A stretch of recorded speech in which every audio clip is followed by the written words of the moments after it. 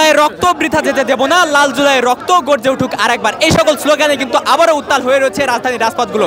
দর্শক, এই মুহূর্তে দেখতে পাচ্ছেন অবিলম্বে জুলাই সনদ ঘোষণার দাবিতে ফরেন সার্ভিস একাডেমির অভিমুখে জুলাই জনতার লাল মার্চ নিয়ে কিন্তু ইনকিলাব মঞ্চের একটি বিক্ষোভ মিছিল কিন্তু সংগঠিত হচ্ছেন। সেই বিক্ষোভ মিছিলটি কিন্তু আমরা আপনাদেরকে সরাসরি দেখানোর চেষ্টা করছি। দর্শক, যেমনটি দেখছেন যে ইনকিলাব মঞ্চের যে সকল সদস্যরা রয়েছেন তারা কিন্তু আজ বিকাল ৩টা থেকেই শাহবাগের প্রজন্ম চত্বরে অবস্থান করছিলেন এবং সেখানে কিন্তু তারা জুলাই সনদ ঘোষণার দাবিতে একটু বিক্ষোভ কর্মসূচি কিন্তু তারা পালন করেছেন এবং তার পরপরই এই জুলাই জনতার লাল মার্চ নিয়ে ইনকিলাব মঞ্চের যে বিক্ষোভ মিছিলটি সংগঠিত হচ্ছে সেটি কিন্তু আমরা আপনাদের দেখানোর চেষ্টা করছি। দর্শক, বিক্ষোভ কর্মসূচির পরপরই কয়েক শত শত ছাত্র জনতা এবং নেতাকর্মীরা মিলে কিন্তু জুলাই সনদের দাবিতে একটি বিক্ষোভ মিছিল নিয়ে ফরেন সার্ভিস একাডেমির উদ্দেশ্যে কিন্তু রওনা হয়েছেন এবং সেই বিষয়টি আমরা আপনাদের দেখানোর চেষ্টা করছি। এবং এই মিছিল থেকে এই জুলাই অভ্যুত্থানের যে সকল নেতাকর্মীরা এবং যে সকল ছাত্র জনতা অংশ নিয়েছেন তারা কিন্তু জুলাই সনদ ঘোষণার দাবি কিন্তু তারা করছেন।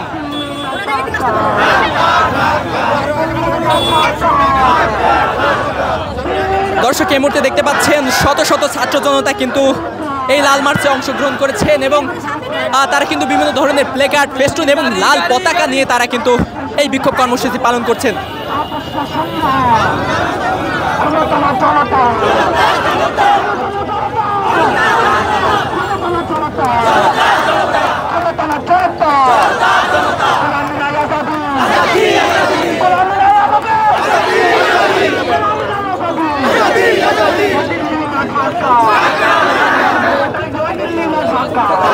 দর্শক, এই মুহূর্তে দেখতে পাচ্ছেন নিজেদের দাবির পক্ষে কিন্তু বিভিন্ন ধরনের স্লোগান কিন্তু দিচ্ছেন এই ইনকিলাব মঞ্চের যে সকল সদস্যরা রয়েছেন এবং ছাত্ররা রয়েছেন তারা। দর্শক, আপনারা ইতিমধ্যে জানেন 2024 সালে সুপ্রিম কোর্ট কর্তৃক সরকারি চাকরিতে কোটা পূর্ণবহলের একটি রায় কিন্তু দিয়েছিলেন এবং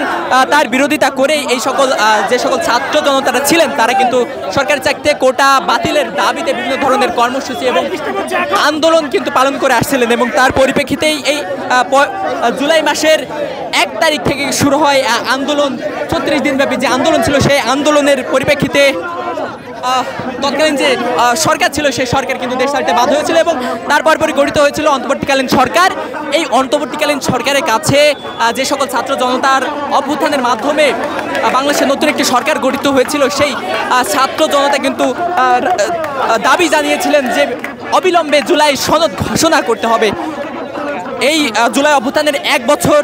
চলে গেলেও জুলাই সনদ কিন্তু এখনো এই জুলাই যোদ্ধারা হাতে পাননি, যার পরিপ্রেক্ষিতে কিন্তু তারা এই দীর্ঘ 1 বছর ধরে বিভিন্ন ধরনের স্লোগান, বিভিন্ন ধরনের কর্মসূচি কিন্তু তারা পালন করে যাচ্ছেন এই জুলাই সনদ হাতে পাওয়ার জন্য। দর্শক, এর আগেও কিন্তু মঞ্চ শাহবাগের প্রজন্ম চত্বরে অবস্থান করেছিলেন এবং বিভিন্ন ধরনের কর্মসূচি কিন্তু তারা পালন করেছিলেন এবং এই মুহূর্তে দেখতে পাচ্ছেন জুলাই অভ্যুত্থানের 1 বছর পূর্তি উপলক্ষে জুলাই অভ্যুত্থানের যে সকল ছাত্র জনতারা রয়েছে তারা কিন্তু আবারও রাজপথে নেমেছেন এই জুলাই সনদের জন্য।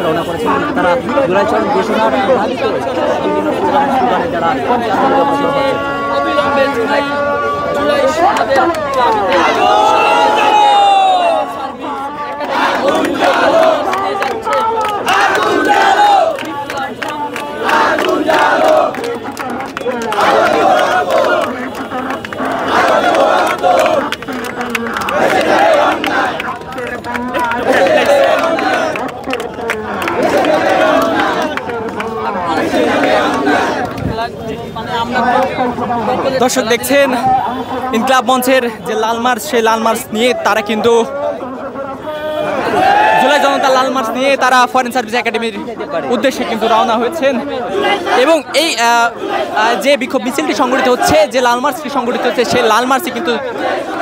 শত শত ছাত্র জনতা কিন্তু অংশগ্রহণ করেছেন এবং এই লাল মার্চের শাহবাগের প্রজন্ম চত্বর থেকে শুরু হয়ে ফরেন সার্ভিস একাডেমির উদ্দেশ্যে কিন্তু রওনা হয়েছেন।